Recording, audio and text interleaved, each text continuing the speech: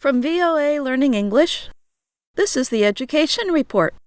Over the last few weeks, we discussed a method for teaching debate to English learners.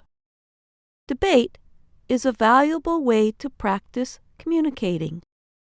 It can also bring long-lasting rewards outside the classroom, especially for people working with Western businesses. The main activity of debate is presenting one's opinion and supporting it with evidence, such as statistics or facts. It is a way of persuasive communication, of making someone believe what you are saying. Charles Lebeau helped create the Discover Debate method. He says debate is important to understanding how people communicate in Western business. Successful debaters learn how to give their opinion, reasons, and support.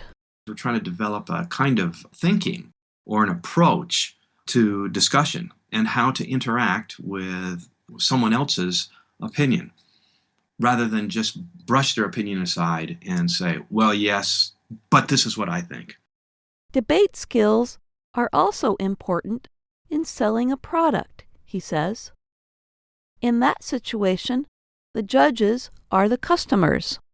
So on Monday, for example, one company may come in and present their case to the customer, and they'll make as strong a case as they can. On Tuesday, the next day, another company will come in and present their case to the customer. Usually, the party that could present the strongest case wins. He adds that people use persuasive communication in meetings, too. 3 or 4 people may present ideas. Then they attack or support each other's arguments. I think this way of approaching, presenting opinions and responding to opinions is very important for English speaking. In Japan, we don't really do that. We don't respond to a person point by point. In English-style meetings, we do that, and Japanese participants need to do that in an English-style meeting in order to be successful. Debate also strengthens critical thinking. In other words, it helps students learn to ask questions and try to understand someone's reasons and evidence. Mr. Lebeau points out that successful debaters learn to listen carefully to what other people are saying. Then, they look for the weak points in someone else's opinion or argument. He says debate teaches a systematic way of questioning. Successful debaters also learn to think from someone else's point of view. Mr. Lebeau says debate can help broaden the mind. There's an expression in English, don't criticize another person until you have walked in their shoes. I think the wonderful thing about debate is it puts us in another person's shoes.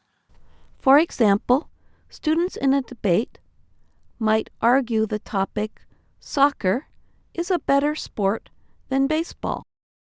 A student may have to argue in favor of soccer, even if he or she does not really think soccer is better than baseball.